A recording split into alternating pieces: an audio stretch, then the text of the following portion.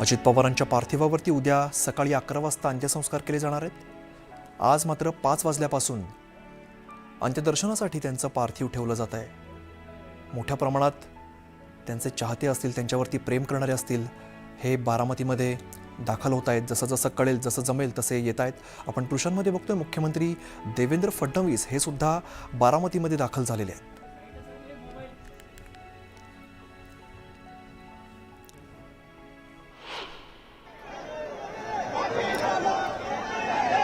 दरम्यान अजित पवारांचं पार्थिव रुग्णालयातून बाहेर आणल्यानंतर कार्यकर्त्यांनी घोषणाबाजी केलेली आहे। आपण घोषणाबाजी ऐकू शकतो। अजितदादा अमर रहे, तसंच एकच वादा अजितदादा, अशा घोषणा या सगळ्या कार्यकर्त्यांनी दिलेल्या आहेत। त्यांच्या भावना ते व्यक्त करतात।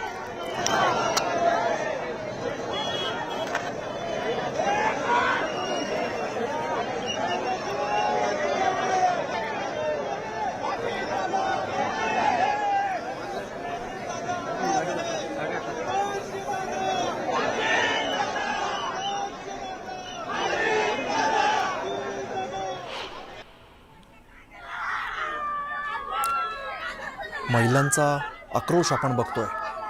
खरं तर लाडक्या बहिणी या सगळ्या आक्रोश व्यक्त करत आहेत।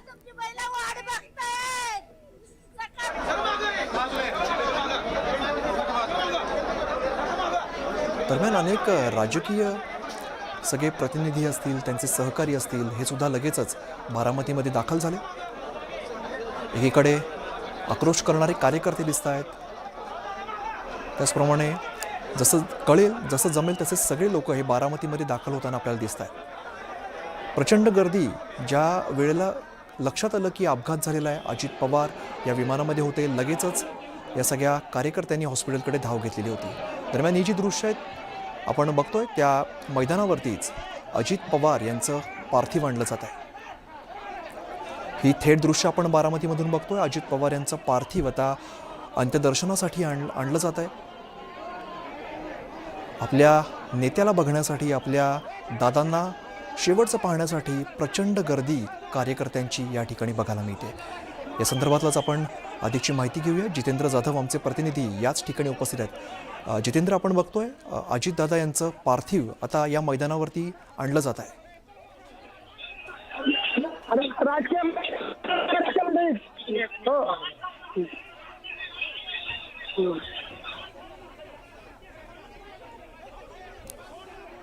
जितेंद्र, माझा आवाज पोहोचतो तुमच्यापर्यंत? तर आपण ही थेट दृश्य बारामतीमधली बघतोय।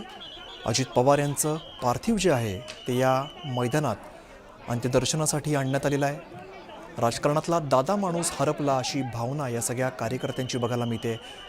कार्यकर्ते सगळे आक्रोश करताना दिसत आहेत। अजूनसुद्धा कोणालाच विश्वास बसत नाही आहे,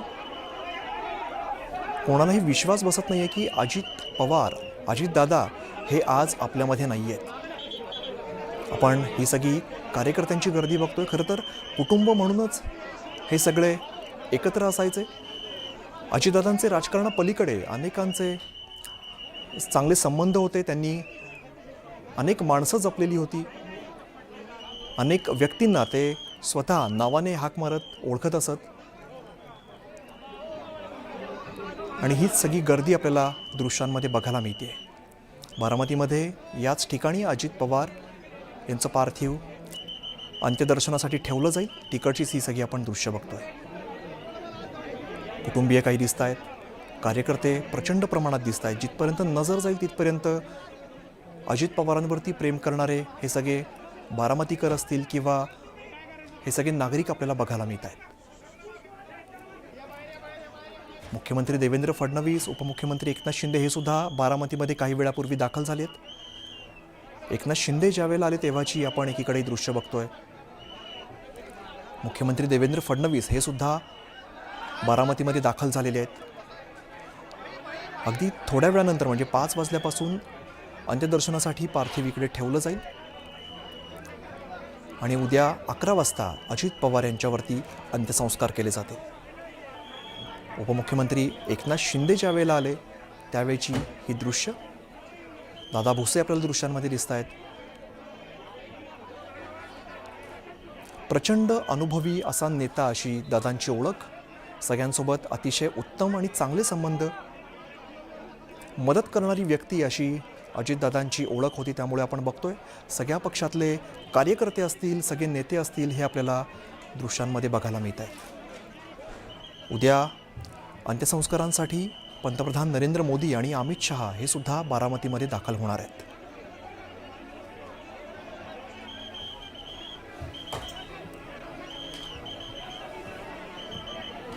रवींद्र चव्हाण हे सुद्धा बारामतीमध्ये दाखल झालेले आहेत. गिरीश महाजन आपल्याला दृश्यांमध्ये दिसत आहेत. अधिक माहिती आपण घेऊया. सुमित सोनवणे सध्या आपल्यासोबत आहेत. सुमित, आत्ताचे काय अपडेट्स येत आहेत आणि काही वेळामध्येच अजित पवार यांचं पार्थिव अंत्यदर्शनासाठी ठेवलं जाईल, त्याची तयारी सुद्धा सुरू दिसतेय. त्याची तयारी जी आहे, अजित पवार यांच्या पार्थिवची अंतिम दर्शनासाठी जी काही तयारी आहे ती विद्याप्रतिष्ठान बारामतीमधील त्या ठिकाणी करण्यात येते.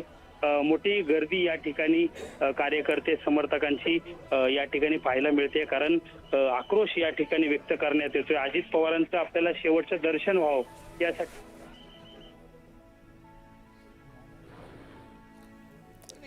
आनंद यहाँ पर जो लोग हैं वो भी इक्का दुक्का आपको घर नजर आ जाएंगे, क्योंकि देखिए ये क्रैश साइड के बगल में सिर्फ एक तबेला मुझे दिख रहा है वहां पर, जहाँ पे कुछ लोग रहते थे।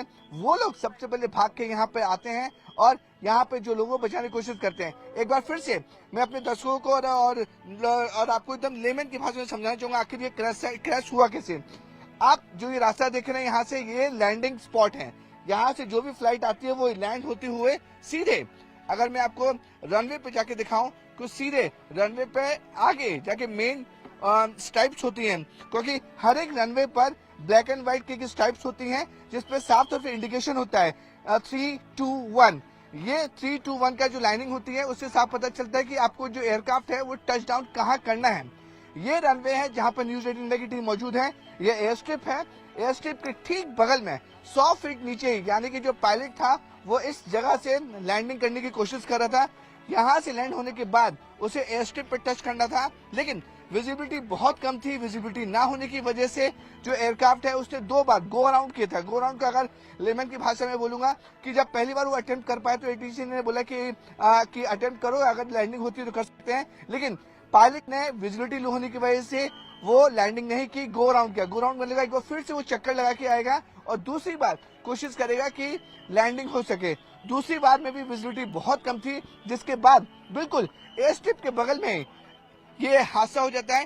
टेबल टॉप मैं इसलिए बोल रहा हूँ क्योंकि आम भाषा में अगर टेबल टॉप को बोला जाए कि जो रनवे है वो ऊंचाई में है, आसपास इलाके हैं वो तकरीबन 80 से 90 फीट नीचे हैं, वहाँ पे खेत हैं, इसलिए इसको टेबल टॉप कहा जा रहा है। देखिए रनवे आपको मैंने स्ट्रिप दिखाया, रनवे की बाउंड्री दिखाई, और ये देखिए तकरीबन 80 से 90 फीट नीचे हैं, वहां पे ये क्रैश हुआ है, यानी कि लैंडिंग के वक्त और एयर स्ट्रिप के बिल्कुल बगल में जिसमें ये पूरा हादसा हुआ है। तो अब आनंद आपको समझ में आ रहा होगा कि किस तरीके से जहां से लैंडिंग हो रही थी, किस तरीके से हादसा हुआ है और किस तरीके से प्रशासन को पहुंचने में यहाँ पे इतना समय लग गया।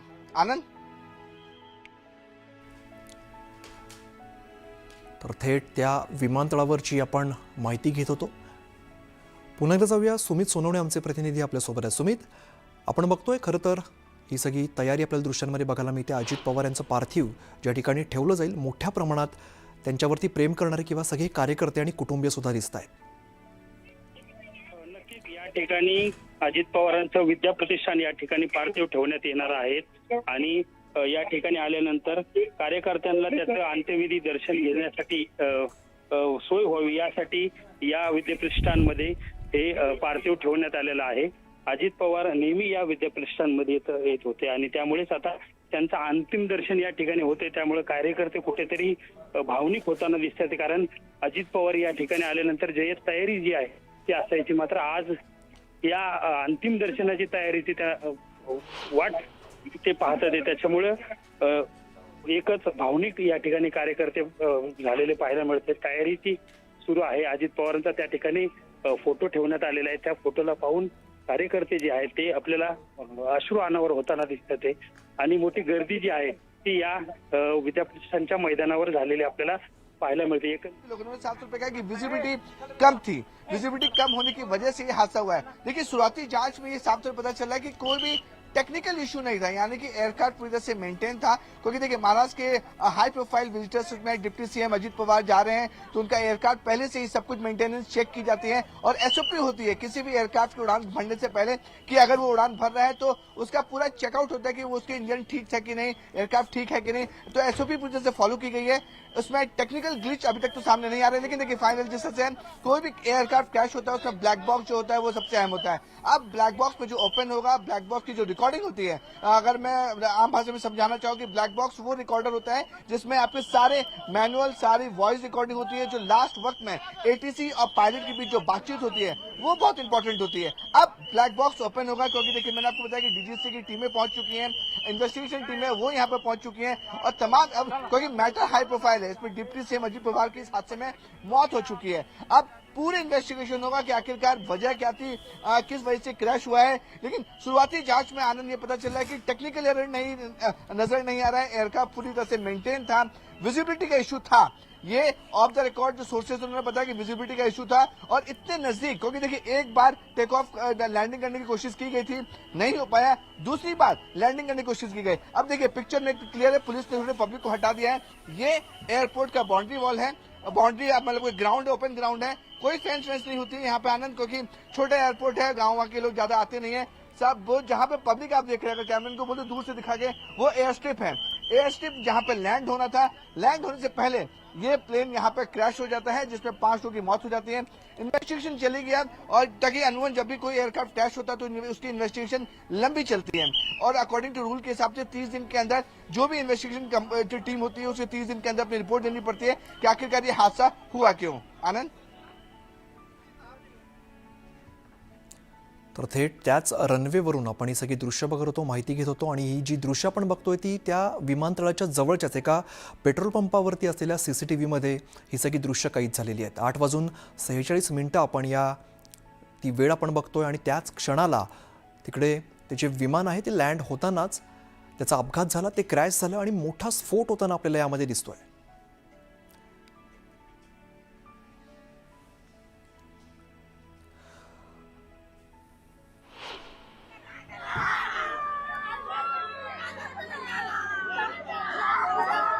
अश्रू अनावर झालेले आहेत। राज्यभरातून कार्यकर्ते बारामतीमध्ये दाखल झाले।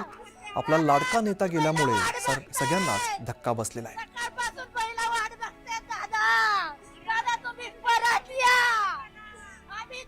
आपली दादा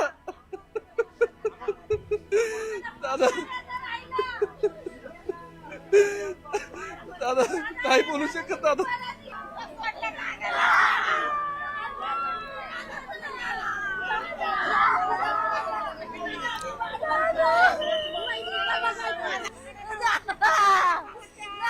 तुमची बैला वाट बघतायत, सकाळपासून बैला वाट बघतायत दादा, दादा तुम्ही परत या, आम्ही तर थांबलो. आपली दादा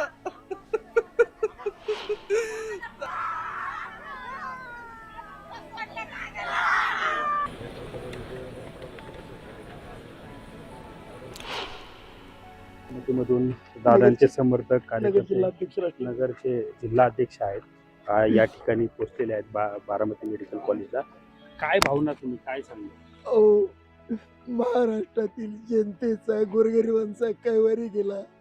दादाचं आजचा दिवस पाहण्याला आमच्या कोणत्याही राष्ट्रवादीच्या कार्यकर्त्याची मानसिकता नाही। असा माणूस होणे नाही हो, काही प्रतिक्रिया नाही आमची।